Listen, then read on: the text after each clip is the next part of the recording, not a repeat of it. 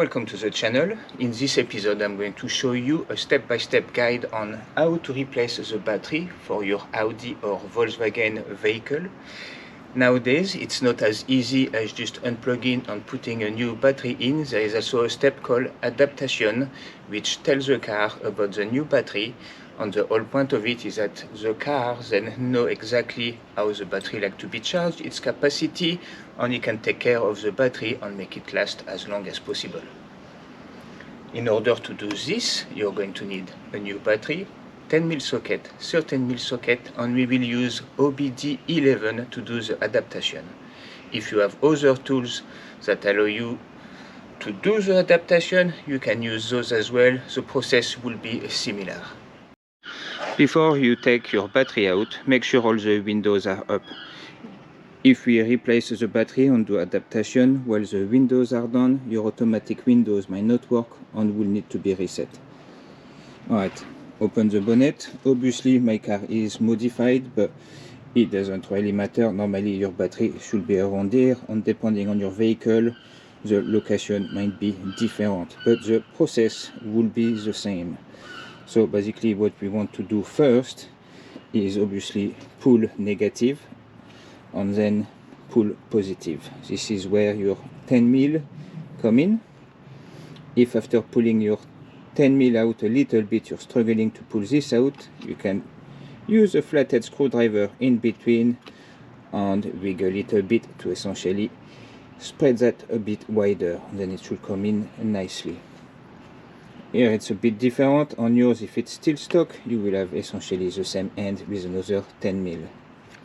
Once you've got your 10mm out that you're going to want, even though mine is modified, this is still the stock part. That's where your 13mm socket come in, and that's basically what holds your battery down. Once you remove that, you can pull that little plate out, and then your battery will essentially slide towards the direction of that plate, and then you should be able to pull it out. And remember the sliding process, because it's important when we put the new battery back later in order to mount it quite right. Alright, all battery out, new battery is in. So as you can see, we've got a sleeve we can transfer, and also there is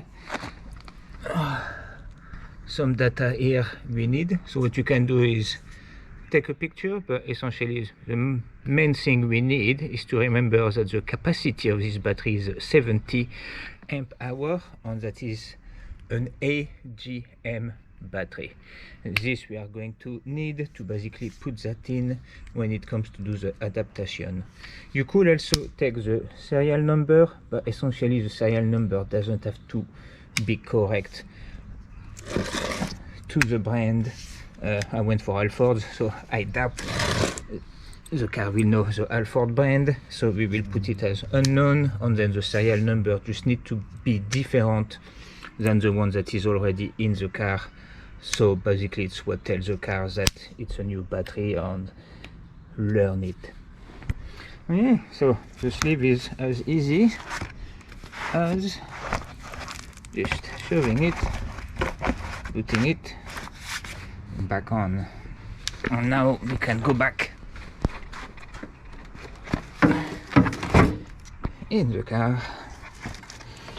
So if you remember well, slide your battery.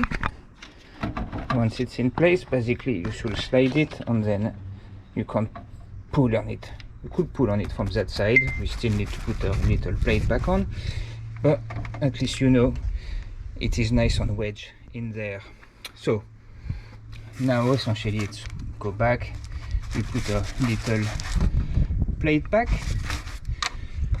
then we put our positive back on, then we put our negative back on. And do not forget, because I have seen videos like this before, this needs to be removed, otherwise the battery won't work obviously. If your new battery doesn't have flaps, you can actually just pull them up and transfer them over. It is best to have some covered. As you can see, I still need to Alright, so now we can take our OBD11 and put it in our OBD port. Here we go. Now what you're going to do is put ignition and load the app. Yep, go to your control unit and go for gateway number 19. Load it.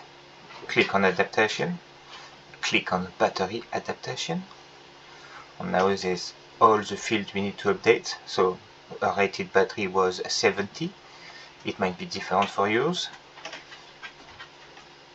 For the manufacturer, Alford is an unknown brand, so I'm just going to put UNK for unknown. Then we are going to change the battery technology. Stock, they are generally EFB, but we went for a AGM. And then we just need to do the serial number. Like I said, the serial number just need to be different, so I'm just going to type in 10 digits that are different that was stored in the car, and that will do the trick. And now we just need to save, and as you can see, it's press and hold. And here we are, all done. Remove ignition, remove the key, remove your OBD2 port. And the next step is less clear, but essentially switch off your car and let it sit a couple of minutes. It's unclear why it's needed, but it is reported that it should be done. I believe it's probably because, you know, modern cars have a lot of system, and there is probably a bunch of electronic that resets itself on devices, on controllers and stuff like that. So by doing that, you will essentially leave them the time to get sorted. Again, that's, as a software engineer, that's what I assume is going on, but if you know, let me know in the comment why exactly that is. After a couple of minutes, open up your car, put on ignition. You're going to see plenty of warning lights.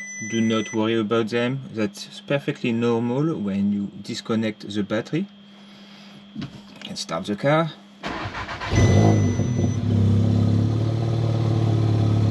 So all of those warning lights will go once you drive a bit. But if you want to remove some of them now, some of them is essentially just the locking. Turn your wheel all the way, bring it back into the middle, and as you can see, they're all gone. The airbag and the pressure one, those are still on because I don't have airbags. On this I just need to reset. That was when the battery is done, but I don't have an entertainment system anymore. So basically we're all good. And that's it, guys. It's not actually like much more complicated than before. If you've got OBD11, it's literally take the battery out, put the battery back in, jump into OBD11, update all those 4 values, save, let it sleep for 2 minutes, and you're all good. And obviously, if you need any tools, or you need a battery, or you need OBD11, I will put all the link in the description so you can find everything you need.